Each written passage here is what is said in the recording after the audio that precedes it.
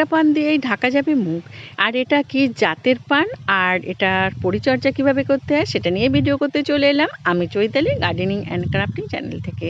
আপনারা দেখতে থাকুন আর আমার সাথে থাকুন। আশা করি ভিডিওটা আপনাদের ভালো লাগবে। চলুন শুরু করি। এর আগে আমি আমার বাগানের পান গাছের ভিডিও করেছি, আপনারা নিশ্চয়ই দেখেছেন বা অনেকে দেখেননি। একটুখানি লক্ষ্য করে দেখবেন যে আমার বাগানের পান গাছের ভিডিও কীরকমভাবে করেছিলাম বা কিভাবে পান গাছ করতে হয় সেটা দেখিয়েছিলাম। আমি ডেসক্রিপশানে তার লিঙ্কটা দিয়ে দেব। এখন আমার সামনে যে পানটা দেখছেন এটা কিন্তু একটু অন্য ধরনের। আপনারা একটু যদি লক্ষ্য করেন বুঝতে পারবেন একটা অন্য ধরনের একটু পানটা।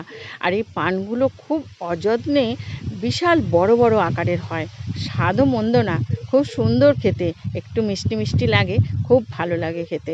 আর একেবারে অযত্নেই যখন পানটা হয়ে যায় তা ওই কারণে আপনাদের সাথে পানের গাছটা বা পান সম্পর্কে ভিডিও আমি শেয়ার করতে চলে এলাম। আসলে আমি এখন রয়েছি একেবারে পশ্চিমবাংলার বাইরে কর্ণাটকে। আর কর্ণাটকে আমি এক জায়গায় এসে দেখলাম এই রকম পান। আর পান গাছটা কোথায় কোথায় হচ্ছে, কিভাবে হচ্ছে সেটা ভাবলাম যে ভিডিওটা করি আর আপনাদের সাথে শেয়ার করি।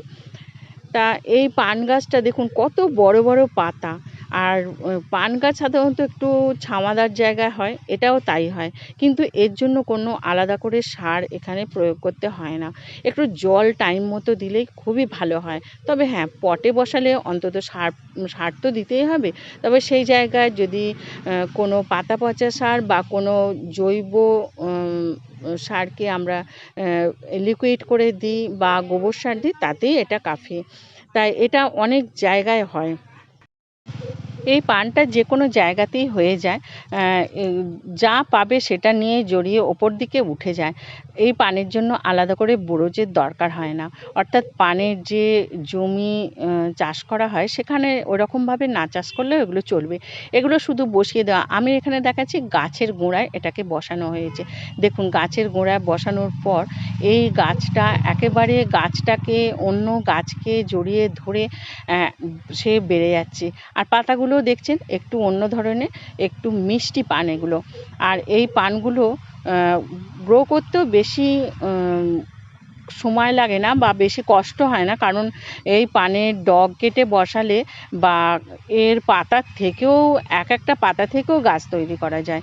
এখানে আমি দেখাচ্ছি দেখুন গাছের পাতার সাইজগুলো কত বড় বড় আর গাছে কিভাবে জড়িয়ে রয়েছে।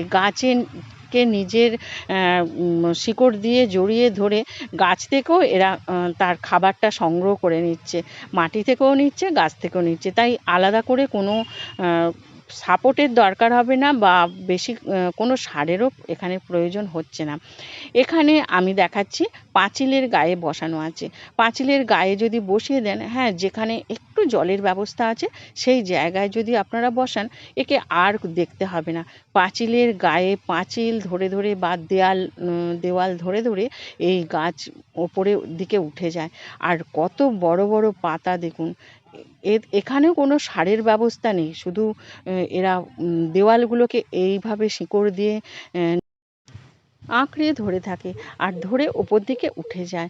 এতেই গাছের পাতাগুলোও দেখুন কত বড় বড় হয়ে গেছে। গাছের পাতা একবারে তরতাজা। এই সমস্ত গাছের রোগ প্রতিরোধ ক্ষমতাটা খুবই বেশি। আর এতে রোগও ধরে না। তবে হ্যাঁ, এটা শীতকালে একটু পাতাগুলো কম হয় এবং গাছটা একভাবে হয়ে থাকে, তখন এর বাড়টা একটু কমে যায়। আর কোনো সময় এর পাতা কম হয় না, একেবারে গাছ ঝাঁকড়িয়ে পাতা ধরতে থাকে। এই গাছ আমরা মানি প্ল্যান্টের মতোও আমরা পটে বসাতে পারি, খুব সুন্দরভাবে এই গাছ হয়ে যাবে এবং ইনডোরেও এই গাছ খুব ভালোভাবেও আমরা বসাতে পারি। আপনারা তো জানেন এই গাছ কত ভালো। আমাদের হিন্দু সনাতন মতে এই পান গাছের পাতা থেকে আমরা পুজো আজা সব কিছু এই পাতা দিয়ে ব্যবহার, পুজোর সময় এই পাতা আমরা ব্যবহার করি। আর শুধু তাই না, হজম শক্তি বাড়ায়, পিত্ত নাশ করে এবং কফ দূর করে এই পাতা। তাই এই পাতার গাছ, পান পাতা গাছ যদি আমরা বাড়িতে বসাই এবং খুব একটা বেশি দেখাশোনা না করি, আমরা খুব সুন্দর গাছ তৈরি করতে পারবো।